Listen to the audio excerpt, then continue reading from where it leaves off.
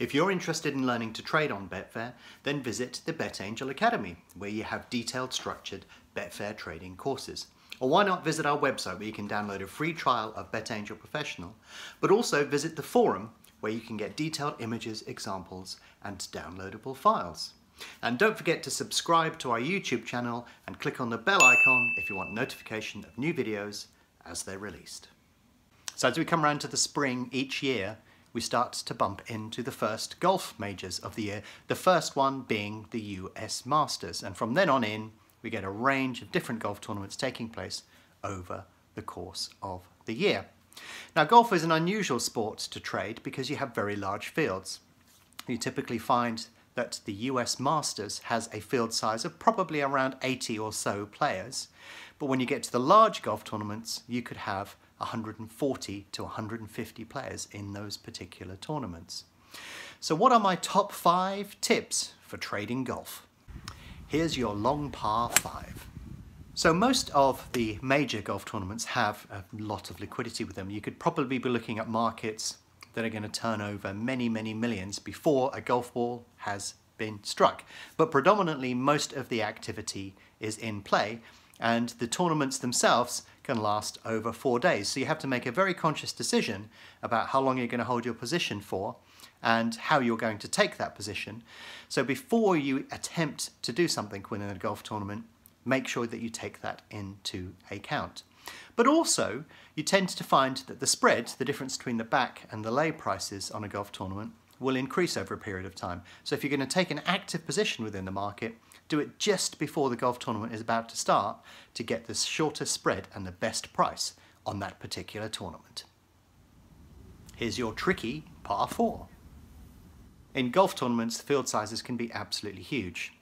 You'll find at some tournaments they're bigger than others, depending upon the setup of the tournament, but typically the big majors will have 140 players plus in each of them. So that makes picking a winner at a golf tournament incredibly hard. So why not pick more than one winner? It sounds a bit crazy, but in fact, if you use a method such as Dutching to capture value across a range of players, that gives you a much better chance of being able to pick one of the winners. But also, in golf, you have a cut. They cut that large fields down to a much smaller one at the weekend, so the top players remain to play at the weekend. And what you'll often find is if you Dutch a range of players, very often the price will contract significantly if it looks like they're going to make the cut, and you can trade out at that point. Here's a short par 3.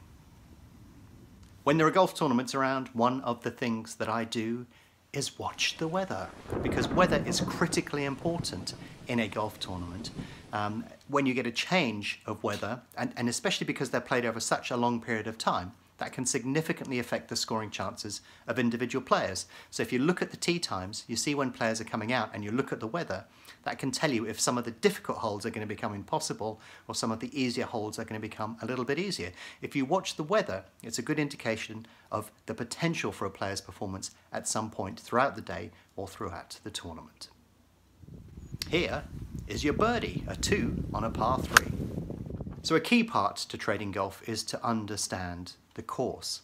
And as regular golfers will know, different courses have different characteristics. Some holes are easy to play, some holes are much harder, and it's the same at all of these tournaments. Getting an understanding of which of these holes are harder or easier will allow you to calculate when a player is going in to a harder part of the course or is likely to pick up the odd birdie or two and see his price contract. So understanding the course will allow you to get a much better handle on where the likely odds movements are going to be. Now, the way to do that is to look at the course card, because the stroke index will give you a clue as to which are the hardest and the easiest holes, but there's also tons of information available on the websites of these specific tournaments about how the course is going to play. So do your research, figure out where the hardest and easiest holes are, and you can position yourself ahead of those particular points within the market. And your hole-in-one tip is, so when we go into the last 2 days of the tournament, it will trade very differently from the first 2 days. In the first 2 days, all of the pairings are set up, all of the players play with a variety of different types of opponents. But as we enter those last 2 days, then we end up in a situation where the players that are most likely to win the tournament will be playing last overall. And therefore, it's quite competitive at that particular point in time. So we can actually bring all of the characteristics we've talked about together to create the perfect golf trade. And in fact, I have done a video on this, so if you want to watch a fuller explanation of how this trade can occur, watch the video, The Perfect Golf Trade, because it shows you how all of this came together one year at the US Masters at Augusta. But basically, as we head into that last day, you're going to have 2 or 3 pairings that are all fighting for the title, hopefully. And if you get that situation that develops, then it's quite possible that you can easily lay one of the leaders as they pass through some of the harder or easier parts of the course, and that will allow you to anticipate quite clearly what's going to happen to the odds if they pick up or drop a shot at any one particular point. You can back or lay appropriately.